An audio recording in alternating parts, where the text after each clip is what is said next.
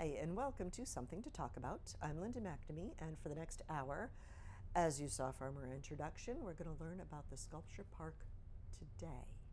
Because the last time we talked about the Sculpture Park was before there was a Sculpture Park. So I think a little bit has changed. But before we get to that, have a few little housekeeping rules that I like taking care of at the beginning of the show. We are live this evening, so if you would like to speak with my wonderful guest, whom you will meet momentarily, you can always give us a call at 781-270-9199. Or if you have a suggestion for a future topic or a question afterwards that you forgot to ask our guest, you can always email me at talk@bcattv.org. I would like to thank the crew for this evening. John Vias and Chris Flaherty are staff members here, making sure us volunteers behave ourselves. And we are now introducing a new director to the show. It's my kid, my son, Evan McNamee. So there is no daddy date night tonight because my kid's here. So daddy's at home enjoying some peace and quiet. So anyway, thank you, Evan. Thank you, Chris. Thank you, John. And now I'd like to introduce my wonderful guest for this evening, Barbara Larue, who is the founder of the Friends of the Sculpture Park. I think. That's what it sounded like from the emails. We are starting up the Friends, so I guess I am founding it, but at some point I'm hoping to pass it on to the Friends themselves that will become an independent group. But you are on the Sculpture Park Committee. Yes, I am. I'm currently the chair of the Sculpture Park Committee. Yes. I just took over from John Sachs, who was our chair for the last 2.5 years. So that's why you got stuck coming to join me tonight. I'm happy to be here. John had come on a couple of times.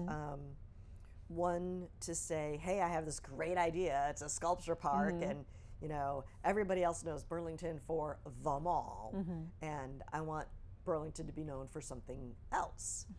And then he came on again saying we formed a committee and we have a lot of amazing people on there and we're getting all set for sending out requests for proposals. They'll be available next month. And we're going to have this big launch in the spring with all of the parks, with all of the pieces. And then COVID hit. So I am so glad, you know, now that we're starting to come out and be a little more social. A lot of people have seen the Sculpture Park, and now there's these little pocket parks that are going to be developed. And I've seen some sculptures there too, so I just wanted to find out what was going on. Great. Well, I'm happy to be here and happy to talk about it. It's a very exciting time for Burlington. Before we get into talking about the Sculpture Park itself, could you tell me and my audience, or our audience, where you grew up, how you came to the Burlington area, and then what made you decide to work with John with the Sculpture Park? Sure. Well, there's not a whole lot to tell. I grew up right here in Burlington on Mill Street. Yay! So I haven't gone very far. Okay. But I've always been so happy in Burlington that it was a no-brainer to, when I got married, to buy a house here and raise my family here. And we've been very, very happy in Burlington. Yay. So because of that, I wanted to become more involved in my community. And several years back, I joined town meeting, and I was on the capital budget committee for a while, and then ran for planning board. So it was in my role on planning board that I got to know John Sachs and hear about his project. And I thought it was wonderful, and I agreed that it would be great if people knew Burlington for something other than the mall. And no, the mall's great. Don't it get is me great. wrong, I but, love the you mall. know, my first job was at the mall. I love the mall. But you know, there's more to Burlington, and I thought John's idea was really inspired, and I wanted to be a part of it. It's also unique. There aren't too many sculpture parks in this area. There really aren't. There's one at the Decorative Museum in Lincoln, and that's the only one that I know of that's a permanent sculpture park. There are some that pop up here and there. There was one at the not the Lyman Estates, up in Ipswich. I'm trying to remember the name. Up in Ipswich, there was one there for about a year or so, but it has gone since then. So like a traveling exhibit. Yes, thing. yes. Okay. So it is quite unique. So you wanted to get more involved in your community. Yes. And you like John's idea, but do you have a background in art or sculpture or, an inspiring artist? And I don't really. My sister is an artist and my mother is an artist, but I think the artist gene skipped me. But I have an appreciation for art. There you go. And I love, sometimes that's more important. yes, I love to experience really beautiful art.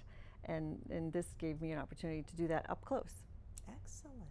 So when you heard John's proposal through the planning board, did you get involved in the committee right away, or what was the timeline from his idea? Because again, we're going back a few years. John spent a lot of time just sort of introducing the topic to the town. He had built the big foam ones, big foam dragons. Yes. To sort of demonstrate what was possible, and he brought them to town meeting, and he brought them to some other town events. And honestly, at first I thought, that's a really great idea, but I didn't really invest a lot of time into it. But John he's so persistent and so enthusiastic. After a while, he's very passionate. You can't ignore John. you really can't. And I didn't want to. It was a wonderful idea, and then we realized that in order for it to go from idea to something real, we had to provide some structure and form a committee. So the committee that was formed is a subcommittee of the planning board. Oh, okay. But what I think is really special about this committee is that it involves people from all different parts of town government. Oh, so we have a member from planning board, myself, John, who is from town meeting. We have someone from the school department, the rec department, library, someone from the Board of Selectmen, and someone from the business community. Okay. So all those people together bring in. Each person has like a different role. Yes. And right, and can help in different ways. Okay. So it was really important, and it's been really so enjoyable to work that way. And I personally have found this to be a labor of love. So often with planning board, many of the things that come before us, they can be controversial, and you can make decisions, and some people don't like them, and some people do. And this has been such a positive committee and such a positive experience from start to finish that it really has been a joy. Art. Exactly. And a park. That's right. That's right. It has been a joy. Now, we had mentioned, or I had mentioned in your introduction, that you were hoping to establish a Friends of the Sculpture Park. Yes. Now, what role will that organization, it's an organization, like a nonprofit, or? Well, at some point what role we do they think play? Maybe it will become a nonprofit. It's really in its infancy. We just had our first meeting on Sunday, so it's very, really very new. But what's kind of cool and exciting about that is if people want to join, and we still want more people to join, those people can craft what it becomes. They can decide what the Friends of the Sculpture Park will do and how they'll participate. The Sculpture Park Committee, we wanted to establish a Friends group. Okay. Partly because, to be completely honest, we could use some help with the work. But in addition to that, we wanted a bigger community group involved in the planning for the future of the park. Because we have this group that I told you about, it's 6 or 7 people, and that's great. But we needed, the more people involved, the better. So we thought if we can get more community members involved, they'll bring different perspectives, they'll bring different ideas, and we could all benefit from that. And in addition, they'll help with some of the work. Exactly. Because eventually, I know my brain is getting ahead of the process, but eventually you're going to want to be doing some fundraising to either maintain the park or help get new sculptures in. Well, the fundraising is ongoing. It never can really stop because it is an expensive thing. We were very, very lucky because we had a couple of donors up front that were very generous.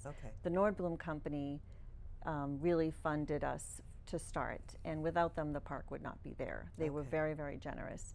In addition to that, we had a very generous donation from a company out of New York called Iconic Capital. They actually built the new Department of Children and Families building that's on Cambridge Street. Yeah. And they donated money to our project as well. Between those two companies, they really funded this now, initial did the committee installation. have to go out and do like requests for grants? And we have not done that yet. I'm just That's wondering something- how you found out about like Nordblum and the other New York-based company. Well, Nordblum has been a great partner to the town for a long time, and we were working with Nordblum on the Lifetime Fitness project. Oh, yeah. And we were talking to them about maybe putting in a sculpture there in front of Right. Lifetime. I remember John mentioning that they Yes. actually have like a Right. platform type. And that was going on, and it was in process. And at some point, we were talking about that with Nordblum, and we were also talking about the sculpture park. And we just asked, and they said they'd take the money that they had initially earmarked for their own sculpture, and they would give it to us Oh, cool. for us to help Find a fund the sculpture. park. So that really, without that, and without Iconic Capital, we wouldn't have this initial installation at all. Since then, we've also benefited from contributions from other companies as well. We've had a donation from Wegmans. We had a donation very recently from a local realtor, Paul Conti. And then we also were raising small funds by, when we receive donations from individuals, we have gifts that we give. So we have T-shirts and mugs and Remember those the little keychain. the keychains. And also the most popular item that we have is a miniature sculpture of Havoc the dog. It's about Oh, it's like that big. Okay, yeah, because it's I about saw the this little big. keychains. We have the of keychains, Havoc. and those are great. But people love the little sculptures, and those people can have for a donation of $50. And people love them. They sit in your window. Is that like an or ongoing thing, or is that a it is one-time- ongoing, Oh. and they can be indoors or outdoors, whatever the person wants, because it is okay to leave outside. It will get a different patina over time, and they've been very popular. Ooh. So we do raise a little bit of money that way. Those are usually our operating funds. Okay. In order to fund installations of sculptures, we really have been relying more on corporate donations. Oh, And we do need to seek more of them. We're always looking for people who want to donate. And most recently, as I think you know, we had a community member donate an actual sculpture. Yes, which I was remember hearing. fantastic. BCAT covered it. Yes, yes. The unveiling. And that that- was this past June. It was in September. September. Wow. Yes, it was I'm very in a time warp, recently. I'm sorry. It was very recently, and that was something very unexpected, but just wonderful. The committee was thrilled, and Okay. I think the community has really embraced that sculpture. Everyone loves it. It is beautiful. It is beautiful, and it's not something that I had thought of, but once it was brought to our attention, it's a community member, Maureen Wall, who asked if we would be interested in accepting this donated sculpture in memory of her parents, Florence and Thomas Murray. And I thought, what a wonderful way to honor someone you love. Yeah. It's very personal and beautiful, and it's something that everyone can enjoy, and it lasts forever. It's going to be there for a very long time. And something that Maureen said to me that really resonated with me, she said she wanted there to be some place where she could go to honor and remember her parents that wasn't a sad place, like a cemetery, some place beautiful and joyful. And I thought, what a wonderful idea. I love it. Exactly. Yeah. Now, I did have a question back when the unveiling of that was, and I know it's not here, so if we want to just move on, we can. Okay. But there are already like 6 sculptures there. Yes. And now the stone benches that we'll talk about in a little bit. Right. And now this sculpture that was donated. Yes. What are space limitations that you might have? Because you don't want it looking so cluttered. You Yes. want people to be able to appreciate Right. each individual sculpture as it stands by itself. How do you Yes. make that determination? Well, it would be a wonderful problem to have if we had the money to buy so many sculptures that we couldn't fit them in the park. We strive for that. We do hope that at some point in the future we'll expand outside of that small park. Okay. Right now, I think there is room for a couple of more sculptures. There's room in the back, but probably not more than a couple could fit in there and not look crowded. But it is our goal in the future to expand outside of that small footprint. We would have to work with the town in order to do that. We don't own the land, but we've had tremendous support from the select board and from especially the DPW and the highway department who have been really helpful, and the rec department. They've done a lot of the installations. They've helped a lot. The artists did the installations of the actual sculptures, but the DPW and the highway department helped preparing the land, and they poured the concrete pads, and they helped actually move things into place. True. So they've been wonderful, very supportive. Excellent. So let's go back to the whole proposal thing, because that's kind of where we left off with John. Okay. What kind of response did you get when you sent out the RFP saying, hey, we're starting a sculpture park, you want your sculpture there? We had no idea what to expect. We were working with New England Sculpture Association. They helped us out.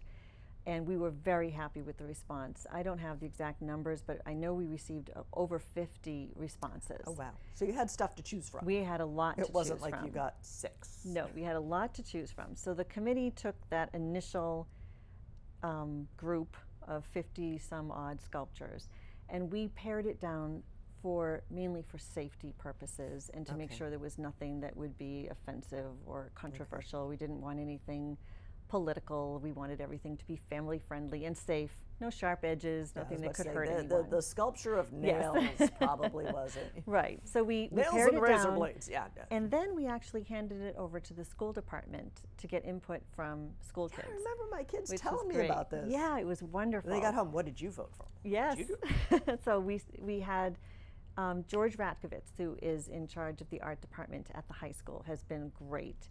He worked with some elementary school art teachers and with some high school art teachers. Next time we want the middle school involved too, but we didn't give them enough notice, so they couldn't fit it into their curriculum.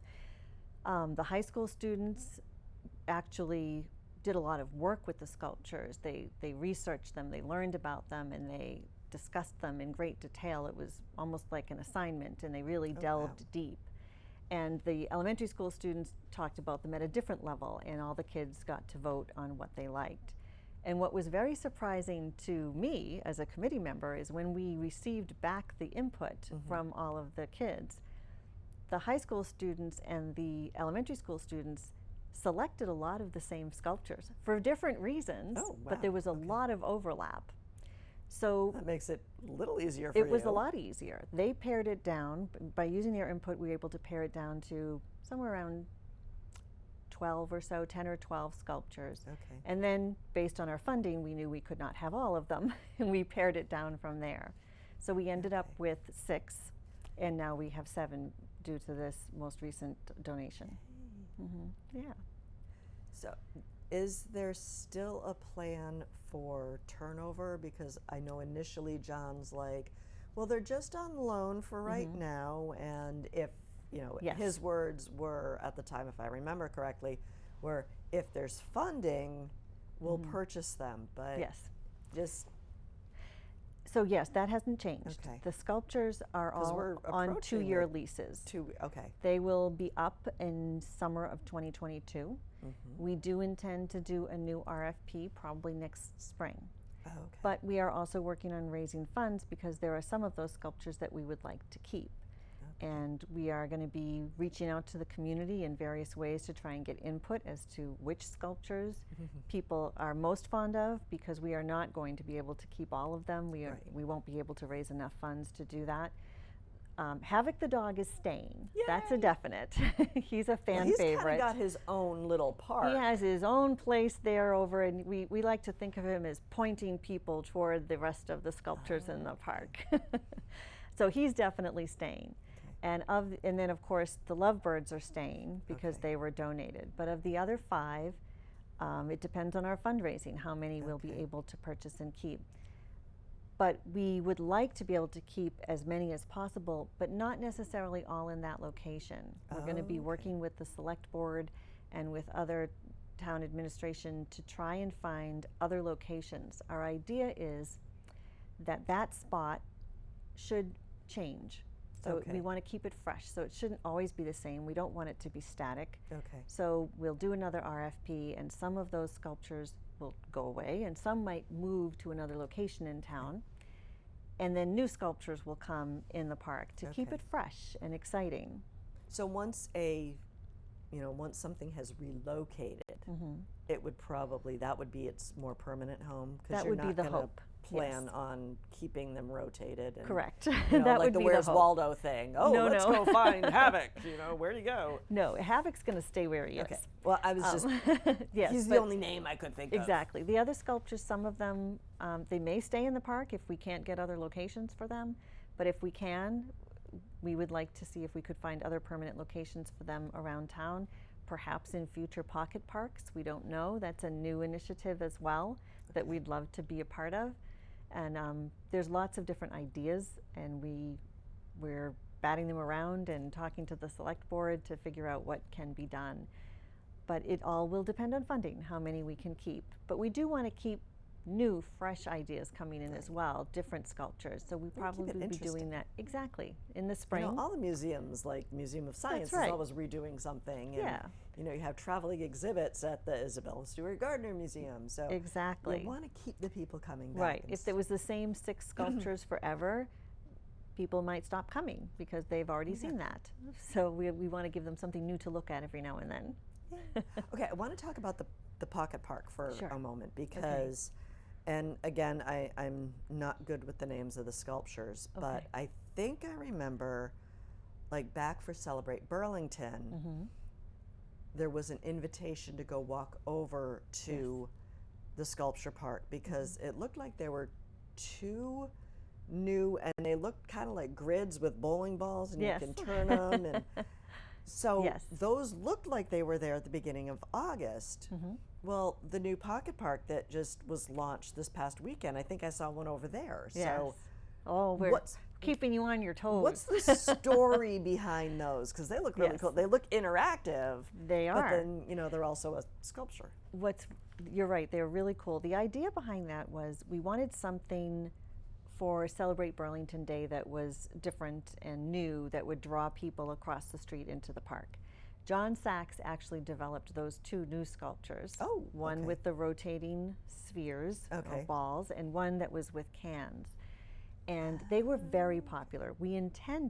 John intended to install them just for the day, for Celebrate Burlington Day. Oh, okay. And I then never he was made it going to over remove there them because I had other commitments. There were a lot of things going on. They were only going to be there for one day, but they were so well received, and we enjoyed that when people came across to the park, children especially made a beeline for those balls, and were playing with them and moving them around, and it was really fun. And we liked how involved people were becoming, and they really were attractive to people. So at the end of the day, John and I were packing up, and we thought, why do we have to remove them right away? Let's let them stay for a while. And we said, well, it'll stay until Labor Day. So we said, okay. Fair enough. We let them stay until Labor Day. And then Labor Day came, and we thought, people really like them. Every time we drive by, they look different. People are interacting with them. So we let them stay a little bit longer. But we did have a pretty rigorous process for judging all of the different sculptures. And we didn't want to completely bypass that. Fair so enough. We thought we probably should, not just take different sculptures and place them there without having them go through a process. So we decided it should be temporary. And then when we heard about the pocket park, John heard about the pocket park, he thought that would be a wonderful location for his sculpture. He was much more fond of the spheres than he was of the cans, so he moved that to the pocket park. Okay. Now, did that require any special installation? Because, the permanent sculptures are on the big cement block. And he just put that in the ground, and he did it himself. So it didn't need a cement pad. It doesn't have a cement pad where it is. And it fits. I'm not exactly sure how John installed it, because he does that himself. He's a jack of all trades. And so it's down in the pocket park right now. The pocket park is not something that's run by the Sculpture Park Committee at all. Right. That was actually developed by Melissa Tentaklis, Right. our new economic development director. But I think it's a wonderful idea. Oh, I it's a love great the idea. idea of green spaces in the center of town. I think the mural that was added Oh, it's beautiful. is just lovely, and it's so vibrant and fun. And it's amazing what just some paint can do to really liven up a plain old ugly wall. It really looks great. And the sculpture is living there for a while. I don't know how long John will let it stay there, if he has another plan for it, I'm not sure. Okay. But the way people interacted with that sculpture really made us as a committee decide that the next time we do an RFP, we're going to try to seek out some interactive sculptures, because it really did add another element. I think that was on John's radar initially. Yes, I think you're right. They're not hard, they're not easy to come by. There aren't a lot of interactive sculptures. There are sculptures that move with the wind, and we're also interested in those. Is it like Davis Square has that thing Yes. that looks like a lobster or Yes, something? and they Okay. have some at the Decorative Museum as well. But there aren't very many sculptures that we've seen that people can actually approach and touch and change. Okay. And that's very exciting and interesting. That is really cool. Yeah. You know, I think the Children's Museum in Acton has like some stuff outside. I Like, haven't been there in a long time. I don't know if you've ever been to like the Blue Man Group performance, but they have the PVC pipe, Oh, and it's like a PVC pipe xylophone. oh, okay. And I think they've recreated one of those at Oh. the Children's Museum, and you can like Well, that's bang on fun. it. That's and cool. That would be cool. That would be wonderful. We'd love things like that people 101 can things to come do and with PVC play with. So, backing up a little bit, you know, we talked about the request for proposals and how Yes. you got student involvement and you narrowed it down and you chose these. Was production itself, then COVID hit. Yes. So what COVID hit. was your mindset? I mean, Yes. the structure, the sculpture's arrival was delayed. The installation was delayed. The Yes. opening of the park was delayed. What was Yes. going through the committee's collective mind? We really struggled with that because we had a plan. We were going to have a grand opening, and there was going to be a big celebration, like a party, and we would unveil the sculptures, and everyone would ooh and ah, and wouldn't that be wonderful? And then, as you said, COVID hit, and that was not possible. And we thought about it, and we discussed it a lot, and we thought, should we delay? Should we wait? Maybe we should wait until the fall. But there was no way of knowing how long it might be. Right. And in retrospect, it's a good thing we didn't wait, because we would have been waiting a very long time. Still But- waiting. The way the conversation went, after a while, we thought, this is something that community needs. It's such a sad time. It was such a difficult time, and we thought, wouldn't it be nice if there was a little spot of happiness in Burlington Center, Exactly. something fun and whimsical that people could do when they're out with their kids. And we can't have a big party, but we can still have the sculptures, and people can enjoy them in small groups or in family groups. And I'm really glad that we did, because I think it really did lift spirits a lot during that time when people didn't have a whole lot of other places to go.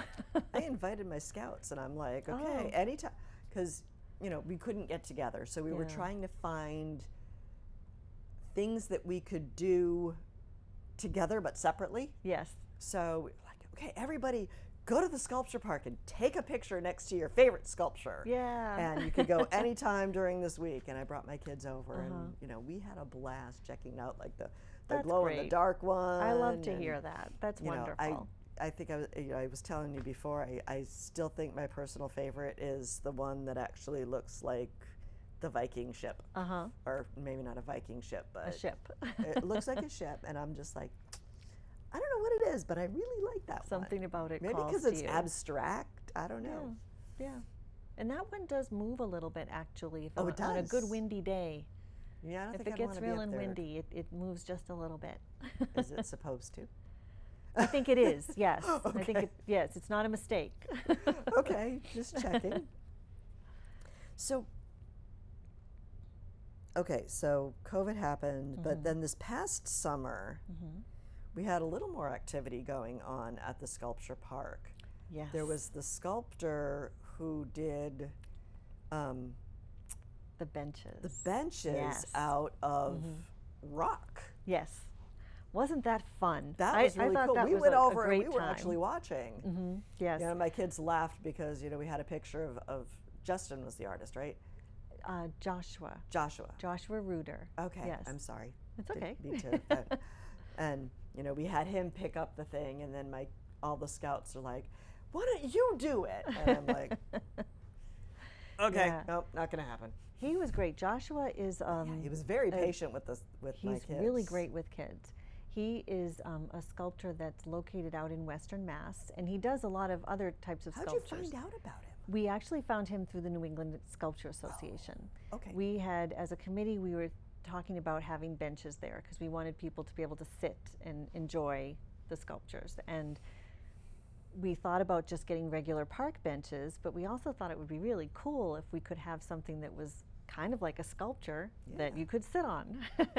and so we talked to the New England Sculpture Association, and they led us to Joshua, and we hired him to build the 3 sculptures. And we were very lucky because shortly before that, the trustees of Mary Cummings Park had started their construction for the new parking lot, and they had unearthed all of these boulders. Yeah, it was and like they had just granite been too, pushed to wasn't the it? side, Okay. and there were all these granite slabs that had been found as well, and they were just lying there. So we asked if we could have them, and the trustees said, sure, you can take them.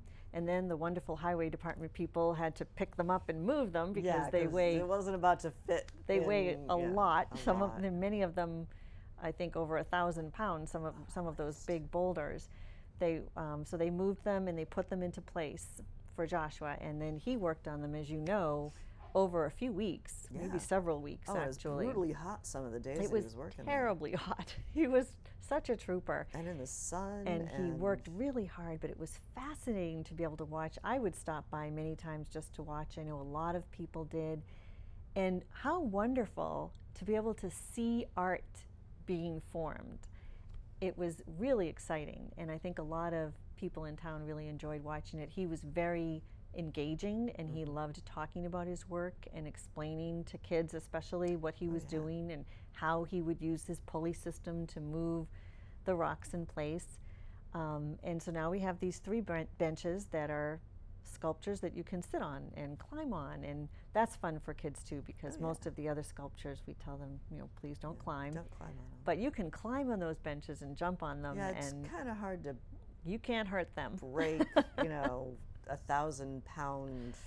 No, you can't. And I thing of think they're granite. beautiful. I really love them. They're one of my favorite things in the park.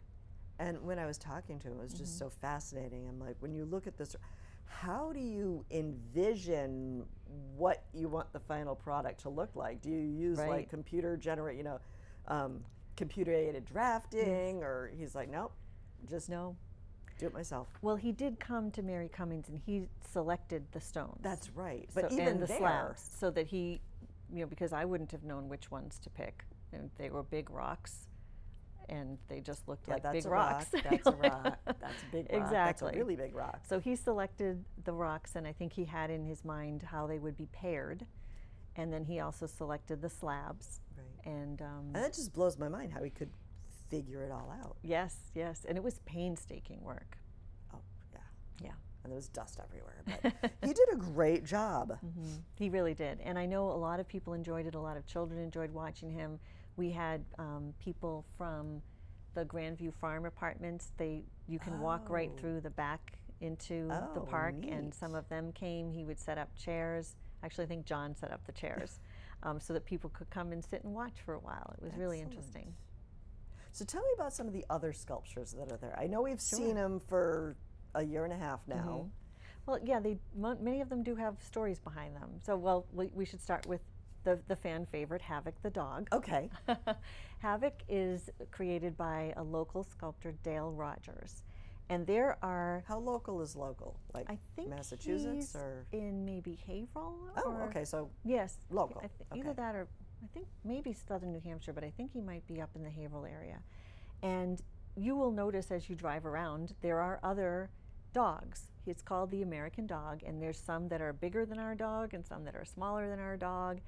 Some of them by the side of the highway. I hear from people all the time, I saw a dog up in Meredith, New Hampshire, and there's another dog someplace on 495. On Look what I saw.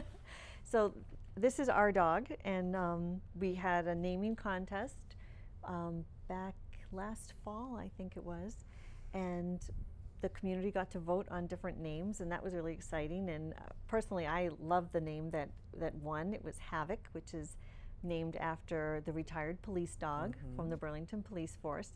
And Havoc, the real Havoc the dog, came to the naming ceremony and got his picture taken with his namesake, which was really cool. And he's a great favorite of everyone in town. So that sculpture's definitely staying. And I like Havoc the sculpture's wardrobe. Oh, well, Havoc does have a certain flair.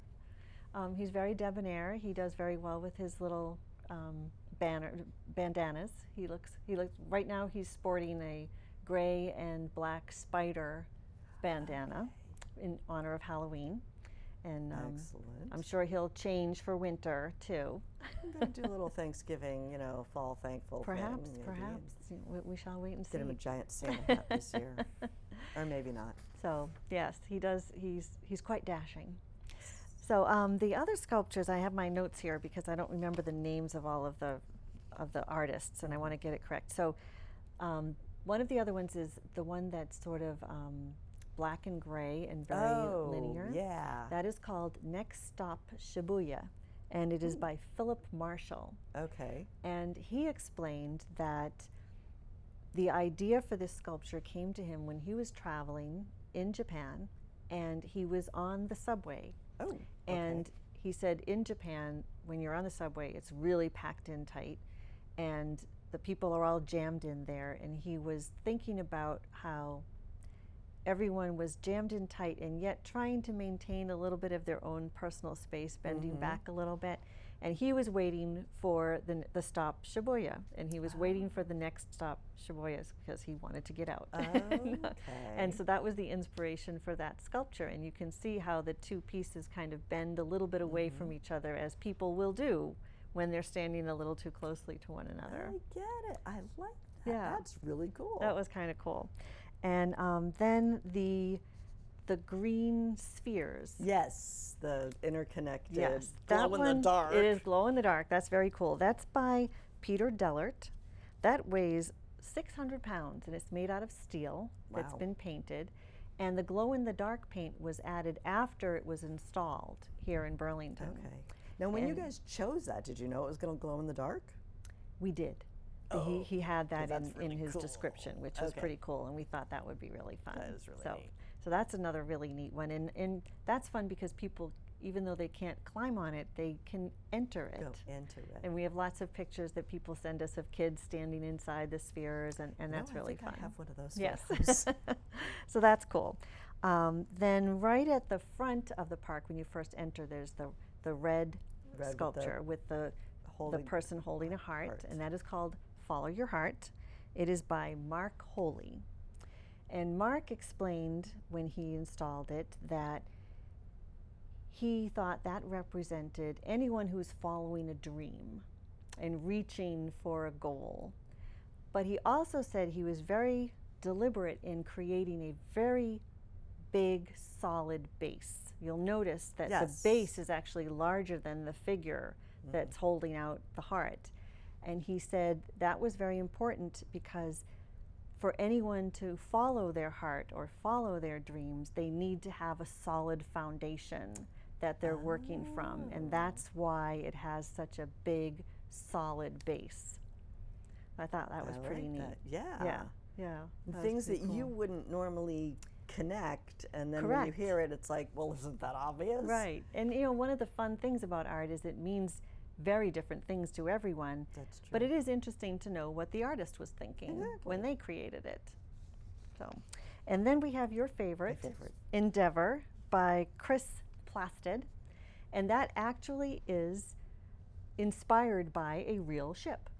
Cool. which was called the Endeavor, and it at some point in, I think it was in the 1800s, sailed from England to Australia. Wow.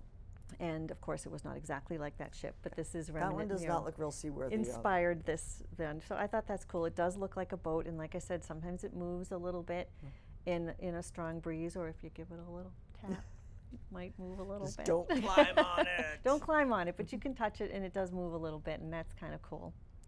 Then we have the giant cherries. Cherries. Yeah. The giant cherries. They were the last ones to arrive. They were the last ones to arrive because they came from very far away. They actually were created by an artist called Nikita Zigura in Russia. Ukraine. Ukraine. Oh. So they were shipped all the way over here to Ukraine. And in they the middle of a global pandemic. Yes, they were actually shipped to John's front yard. And then the wonderful DPW people helped move them to the park, and it's John. kind of hard to put a shipping address of Yes, the big the field between, next to the. Exactly, next and to the they police had to. station. Somebody had to receive them too. So they were installed by John and the DPW, and they're beautiful and bright, and that you can see them from so far. On up close, it's Yes. actually the Earth. Yes, And if you can come see really the close, continents. there are maps engraved in the surface of the cherries. Okay. And the artist wrote that he thought about this, and it's called global warming because he was thinking about how the Earth is changing and how the cherries represent sort of the fruit of the earth and something green and wonderful and something Okay. that's for the future of our Earth and to save it. Okay. So Yep. it's pretty cool, but they're really beautiful when you get up close. It's fun because you notice them from the street because they're so bright and Right. cheerful, and yet there's another dimension when you get up close. Yeah. So that's terrific. And then of course we have the most recent installation, which is Lovebirds. That's right. Okay. That is actually a sculpture by the same artist who made Havoc the Dog, Dale Rogers, Cool. and Maureen Wall, who is So he does things other than dogs. Oh, he does. He does a lot of things other than dogs. And Maureen contracted with him, and she wanted a sculpture with cardinals because after the passing of her parents, she felt comforted when she saw cardinals visiting her yard, and they visited frequently, and there was Well, there a is pair. like that tradition or belief Yes. that when you see a cardinal in your Yes. yard, It's a loved it is one a visiting loved you. one returning. So she was visited in her yard frequently by a couple, a male and Oh, female okay. cardinal. So that was what she wanted for the sculpture, and Okay. Dale was able to provide this beautiful sculpture with both a male and a female cardinal on it. Neat. And I think it's beautiful, and it's It been very is. well received by the community too. I think everyone kind of feels a tug at their heart when they And see you that. were actually able to have like a real unveiling for that one. We did. We had an unveiling. It was not too large a group of people, but it was able to be Well, an official safe. unveiling. Yes, because it's outdoors, we were able to do that and be safe. And Maureen and her brothers were there, and a lot of other members of the family, which Okay. I think it's so wonderful when you think about it. Thomas and Florence Murray have this sculpture in their honor, and their children and their grandchildren and their great-grandchildren will be able to come and visit that sculpture and think about them and think about their legacy for many, Yeah. many years to come. It's a really beautiful thing. And it might inspire others to. We would love it if it inspired others to donate sculptures. Of That course, would they be would really have to go through the jury process to make sure that it could, the committee would have to decide on these things. But I think I think other people will be inspired by it because it is such a beautiful, personal way to remember someone you love. Okay. That is really neat. Yeah. Okay, I'm kind of looking through my questions, and I'm already forgetting what we talked about before the show and what we talked about during the show. So, now that we're approaching roughly the 2-year mark, you're going to send out an RFP. Yes. And you also want to do fundraising to see which sculptures you get to keep. Yes, and we have And to fundraise for the new sculptures For the as new well. sculptures. Yes. what is the decision-making process to figure out which ones stay and which ones go, or which new ones? Yes. Now, are you going to redo like a whole RFP like you did before? And Yes. We probably will go through the same process to select new sculptures because that went very smoothly. We want the students in all the students to be involved again. We'd like the elementary, middle school, and high school students to be involved in the selection as well. So that process went really well, and we were happy with the results, so I think we'll repeat it. Now, what's the timeline for that? Is it like a 3-month thing? Or? We will probably do the RFP in late winter, I would guess, in order to have sculptures ready to be installed again in the summer. When it comes to deciding which sculptures we keep, there's going to be 2 elements to that decision. 1, how much money can we raise to buy them? And 2, what does the community want? So we are going to start doing some outreach to answer that question. We know that everyone loves Havoc the Dog, and Havoc the Dog is staying. But what else speaks to Burlington? What other sculptures that we have installed there would truly be missed if they were to go? Well, the benches aren't going anywhere. No, the benches aren't going anywhere. They are nobody not. can lift them. They're not going, and we purchased those outright. Okay. The other ones are on lease, so we have purchase prices for them, and we need to raise the money for them. So we're working on raising money, and we're going to be asking the community to tell us which ones they want to keep. Okay. And if we could keep them all, that would be wonderful, but it's doubtful. Right. Okay. So we're going to be reaching out and trying to get each people. piece probably has a different price point. Yes. So let's say you raise $500,000. Ooh. Well, I don't know. Wouldn't that be a dream? It would be a dream. But I mean, if each piece was $100,000, you know, then we wouldn't be able to keep them. You might not be able to keep them all and get new ones.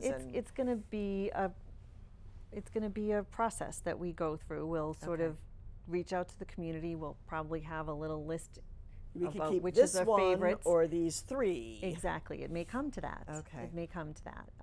But they are not. Their purchase prices are not wildly different. So that's helpful. There are some that are more than others, but be like, it's not that different. Okay. So that's helpful. And we will be reaching out. We actually have an event coming up soon at which we're going to ask people to vote for their favorite sculptures, excluding the dog, because we know everyone's going to vote for Havoc as their favorite. But what's your next favorite? what's Because left? we need to start figuring out which sculptures we will keep. So yeah, let's talk more about this event. Okay. On November 6th, we are having which is a Saturday? It's a Saturday at 10 a.m. We think the event will run probably from 10 to 12. It will be at the Sculpture Park, and we're calling it Performing Art in the Park. So we're going to have performances. It is free for everyone. We're very excited about it. We're having performances by members of the Burlington High School Chorus and members of the Burlington High School Band. Okay. And in addition, we have hired a acrobatic team called the Red Trousers. And that is 2 guys, and they do really cool and they wear acrobats. red pants. They wear red pants. Of course. And they do really cool acrobatic tricks, and they juggle with fire, and they're really fun and comedic and engaging. So they'll be performing along with the students, and we hope everybody will come. We're hoping for a really big turnout, and then when people come, we want them to vote for their favorite sculpture. Okay. And look at all the other sculptures and learn about them. And of course, we'll have our table where we'll be encouraging people to make donations and walk away with a T-shirt or the little sculpture of Havoc or whatever strikes their fancy that day. But it is free. You're not required to make a donation. You can just come. Can you vote for free? Or do you have yes, to? Yes, absolutely. Because we want everyone to be involved in the decision as to which sculptures stay. So you said it starts at 10 a.m. on November 6th. Okay, do you have any idea how long it's going to run? I think it will probably we're expecting between 10 and 12. Okay. It might even be a little shorter, but no longer than 2 hours. Well, because a lot of people, Saturdays at this time of year, there's soccer games and football games and this and that. So yes. Wanted to kind of fun.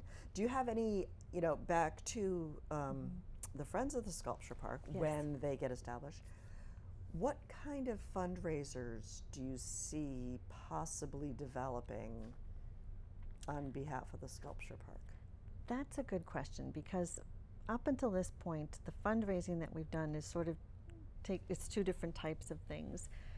The fundraising that we're getting, from individuals, the funds that we're getting from individuals, that is funding things like the red trousers and the signs that we installed.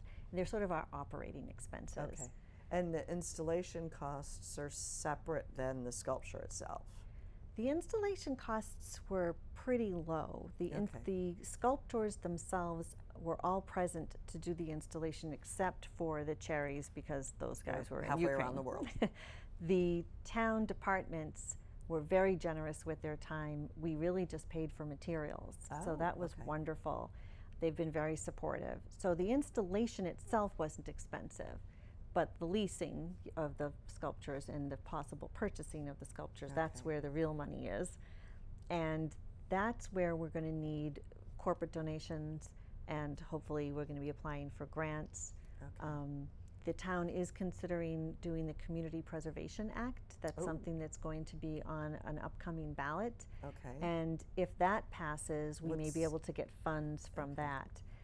Can you tell me a little bit more about that, or is it too? I don't know a lot about it, to be honest with you. Because when I think preservation, I think of archiving and heat sense, keeping it in a climate-controlled environment. My understanding is through the Community Preservation Act, the money that would come in through the state could be used on a variety of different things. It can be to preserve historical sites. It can also be for community art exhibits and things like that. So it's a pretty broad spectrum.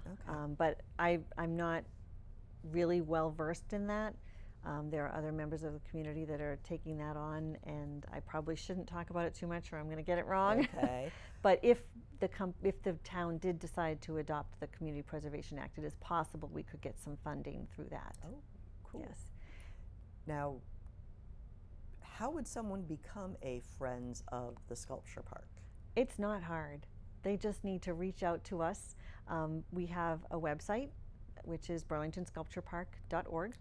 And if you go onto the site, there's a little button to become a friend, and you can click that button and fill out an application. And we're not being particularly discerning. We want as many people to join as possible. So if you fill out an application, we're going to accept you. Are there other ways people could become involved in the Sculpture Park without necessarily clicking that button and filling out an application? Absolutely. I mean, we've had people reach out to us just individually with ideas and encouragement and thoughts about things that they wanted to do.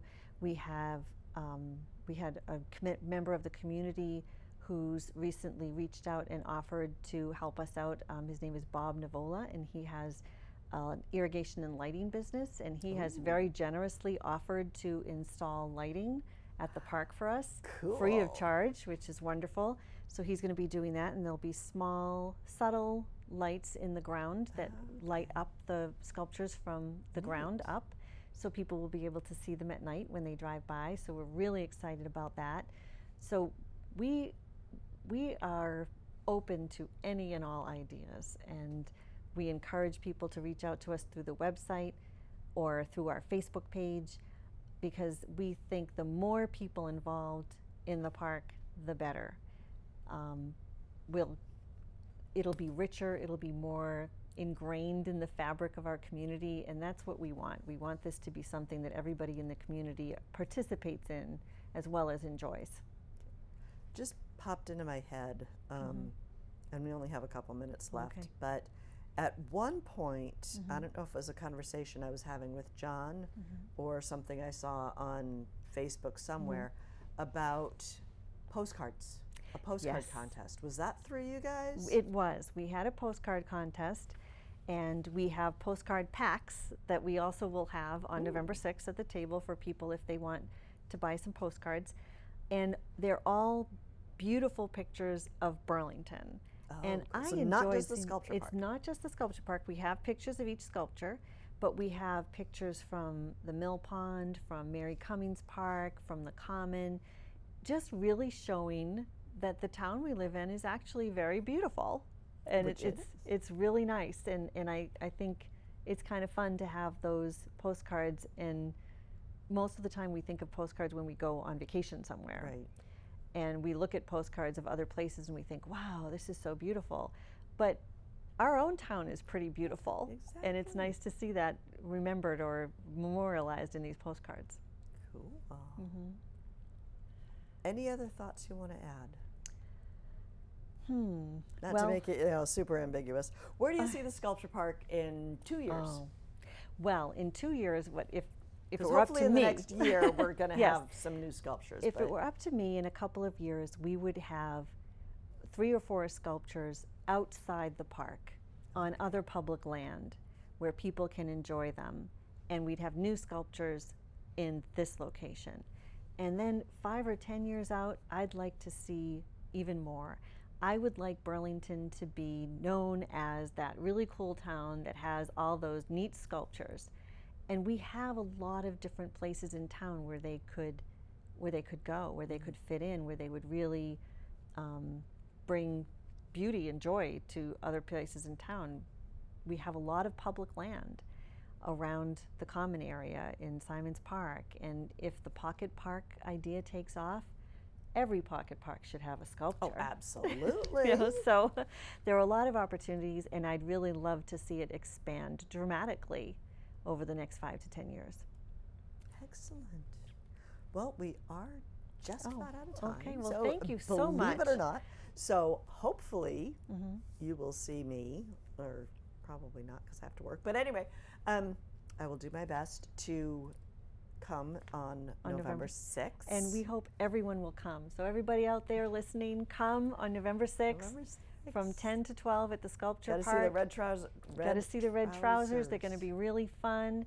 And the chorus members and the band members are going to put on a great performance too. Some amazing, We do. We have performing art talented. We have a fantastic music department in Burlington. So people should come out and see, because people who have younger children, it's wonderfully inspiring for them to see what they can achieve when they get to high school. They're really great. Well, anyway, thank you, Barbara. Thank you for having coming. me. And I'm really excited about the Sculpture Park. Great.